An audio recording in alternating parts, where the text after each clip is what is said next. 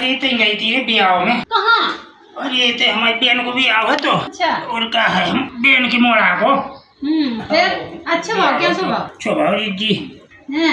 और क्या वो खड़ा हुआ भाई समझ ना खूब ही तो दहेज दो है। अच्छा सब मनो खर्चा ही खर्चा हो है और क्या है पूरा खर्चा ही खर्चा हेलो हेलो कपड़ा धोत कुटिस बासु दे दो एक हाँ सिलाई मशीन सी का हाथ है बांधे दे। हाँ अब कल खुचाए मोड़ी की टांग ही पड़ जाए सिलाई मशीन में। हैं?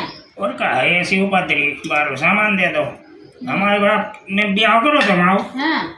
वो भेजना दो तो फर्राटी दौरी ऐसे चल अच्छा अरे धर्राटी काटा बिना लाइट के उनने तो गाली नहीं दे दे सकता, नहीं गाली नहीं दे बिजली को बेला है कि मोनी देखती है वरना मैं ऐसे ऐसे गाली दूं ऐसे ऐसे मोबाइल गाली घर दूंगा के जिंदगी भर परेशान याद है सरकार ने तुम्हें मोबाइल कर दो और अब क्या करत दे दो तो अब देखा सुधा दो सो ठीक है अच्छा लग रहा है जो तो खा लो सो खा लो बुरी रो है। हाँ खा लो रुको जरा सबर करो ले तुम खा लो मोरी